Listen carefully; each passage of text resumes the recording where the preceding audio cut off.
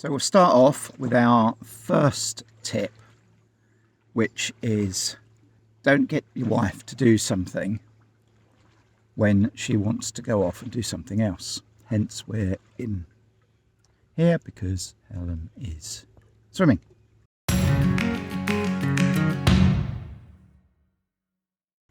Comes the Little Mermaid now.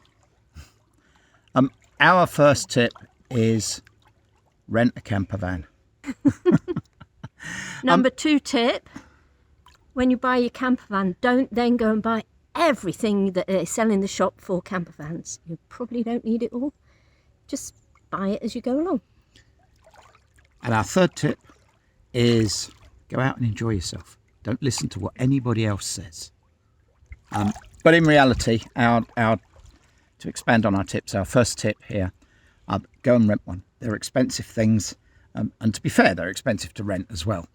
But they're expensive to buy, they're expensive to own, they're relatively expensive to run, and it may not be for you. It's not for everyone. We absolutely love ours. We've had one for crumbs 20 plus years now, and it's great. We still don't use it all the time.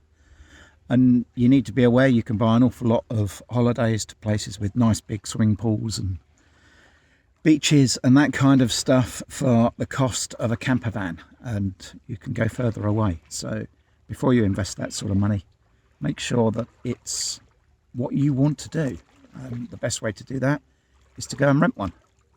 I've got another tip. Oh gosh, where do we go from here? Watch lots of YouTube videos for ideas of places to go. Yeah, that's true. And tips on what to do when you're going to start vanning.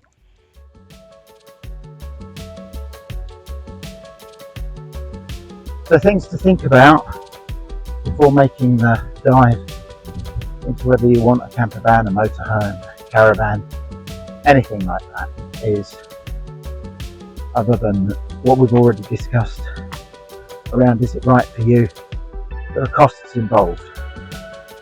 Things such as simply stuff, insurance, the fact that you need yet another set of pots, pans, crockery, knives, forks,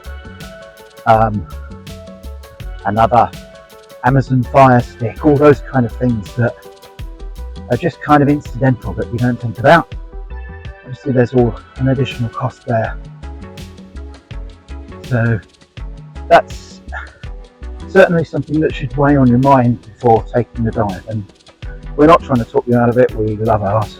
So we've had various motorhomes for 20 plus years. And they serve us well.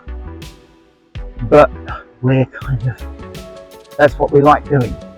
Not everyone does, so make sure that, before you spend the thick end of anything from 30 to 100,000 pounds, euros, dollars, whatever your currency is, that you're spending it for the right reasons and you're going to enjoy it. So the other thing to be aware of is, can you cope with all those jobs that nobody really wants to do? And by that I mean emptying the toilet, obviously. Caravans, camper vans, mobile homes, motorhomes, whatever you want to call them, whatever your flavour. They generally all have one thing in common. They don't have flushing toilets. By flushing toilets, I mean toilets you go to the loo in and forget about. Nearly all of them are cassettes, which means that you have to clean them and empty them and everything else. And you got to be cool with that. It's just one of the realities that you have to live with. It's certainly not the nicest job, and it's the most essential job though. And the last thing I would say is, can you live with your partner, your wife, your friend, your boyfriend, your girlfriend, your best mate or mates in basically 5 meters squared, 6 meters squared for a week or more at a time? There's not a lot of space, so you have to be able to get on with it and go away from your holiday without either of you suffering from any terminal injuries, knife wounds, anything like that. But if you can, I say, if all this appeals to you, I promise you, it's the best fun. You get to see places that you wouldn't normally see.